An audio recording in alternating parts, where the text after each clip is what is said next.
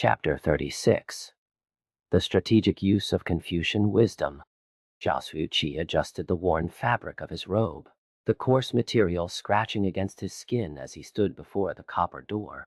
The door itself was ancient, its surface etched with symbols that seemed to shift under the flickering torchlight.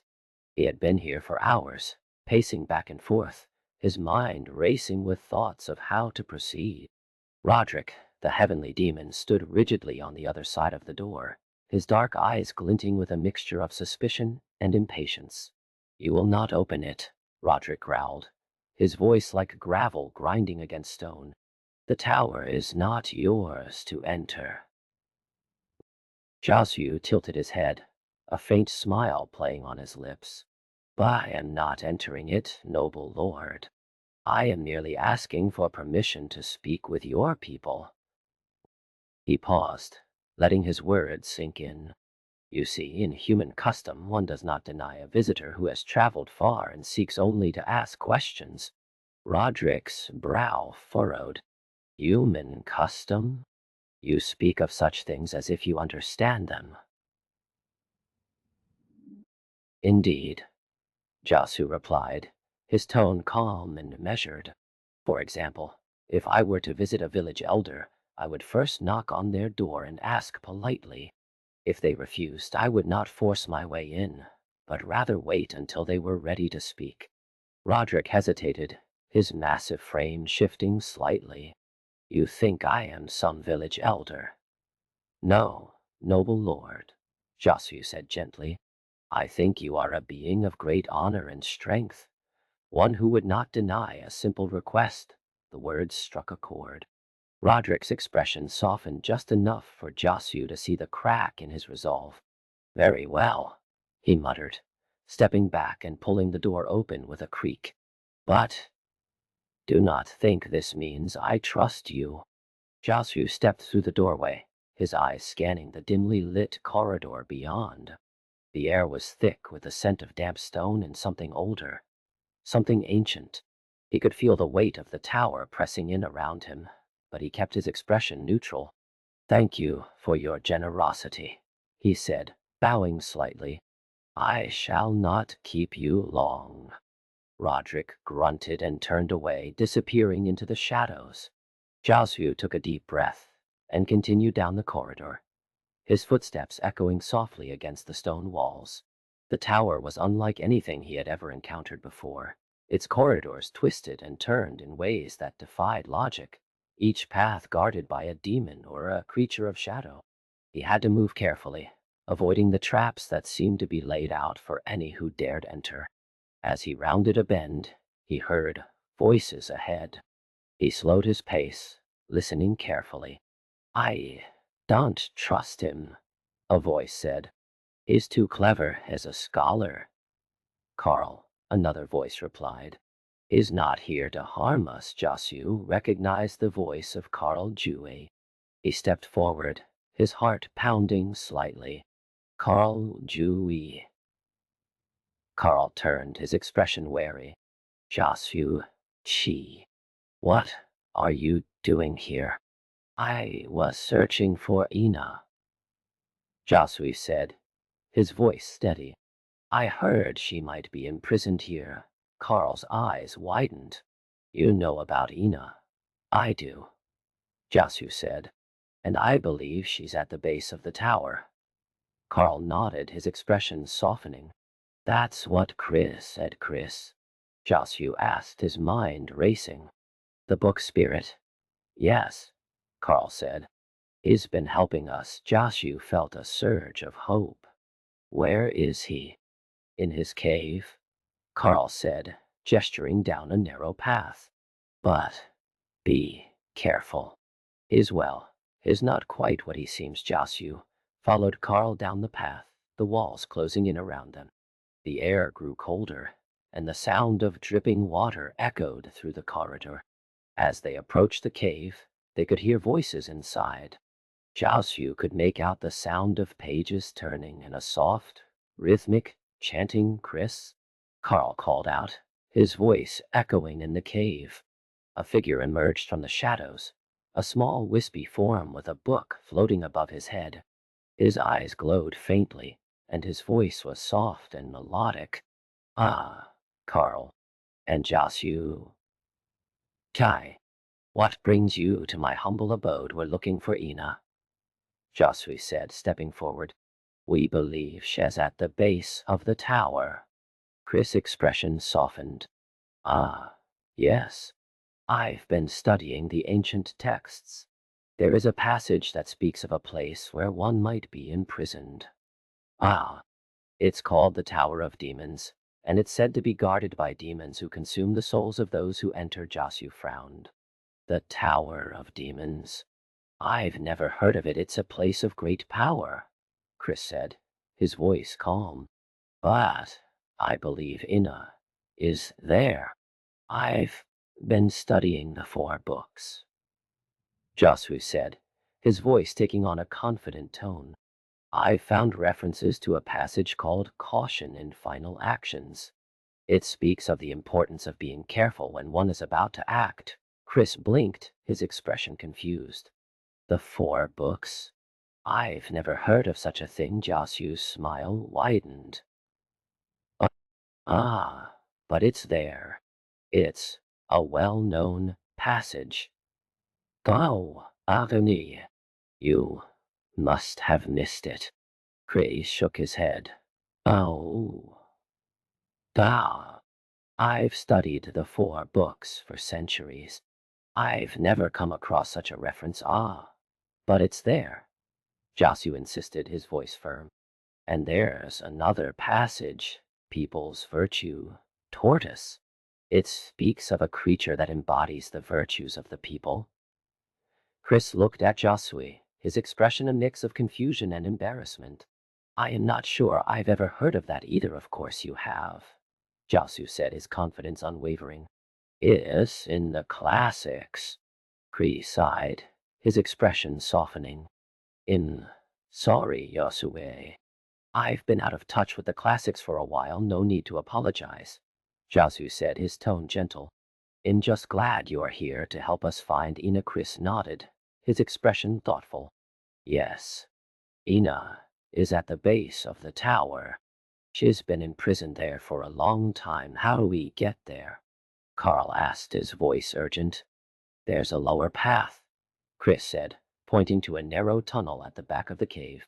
It's guarded by demons, but I've found a way through. Josue nodded, his mind already racing with the next steps. Thank you, Kris. As they left the cave, Josue felt a sense of relief.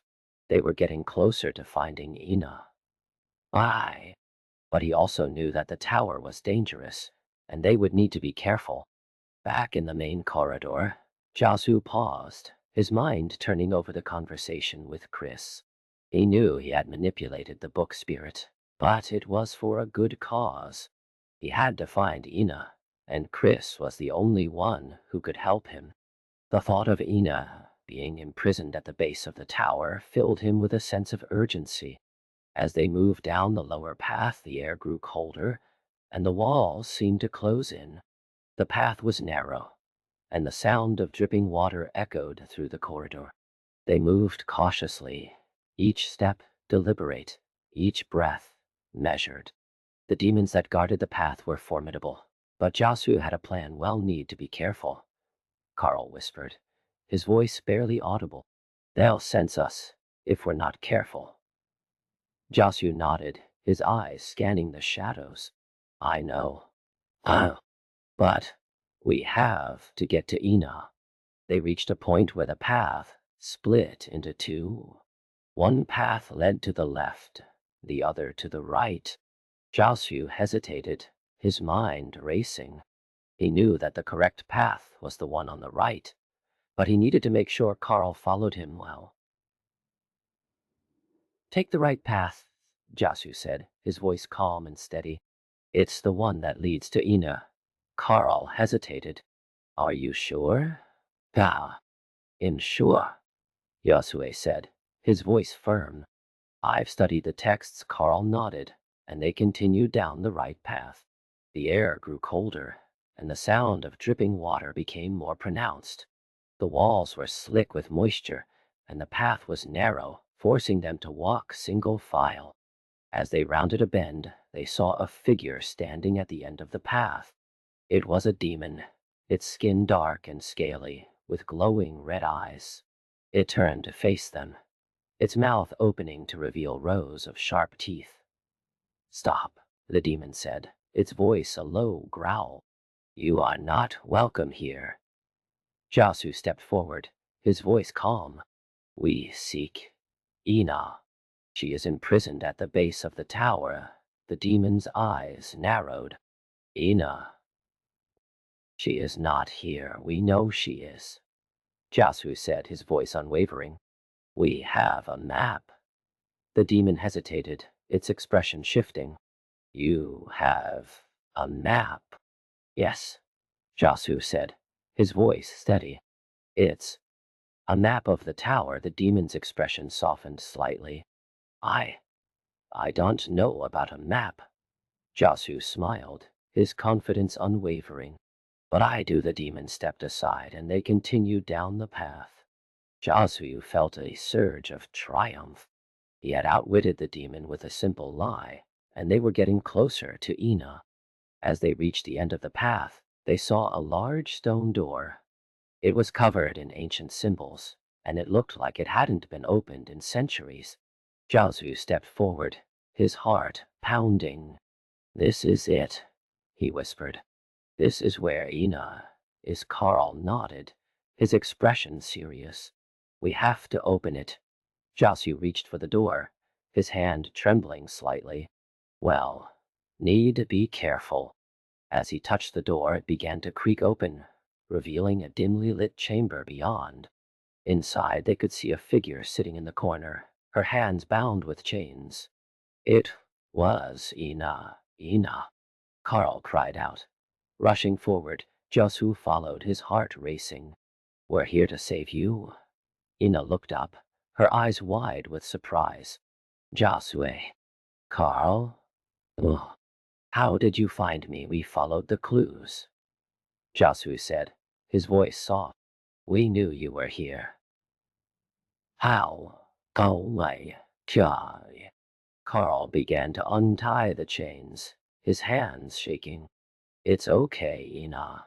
We're getting you out." As they freed Ina, Josue felt a sense of relief. They had found her, and they were going to get her out of the tower. But he also knew that the journey was far from over. They would need to find a way out of the tower, and they would need to face the demons who guarded it.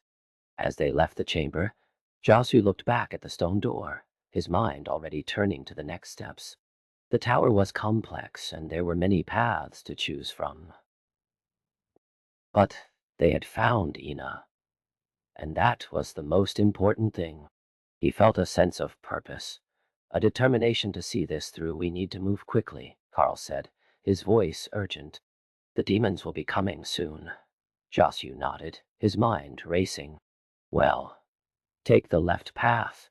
It's the safest."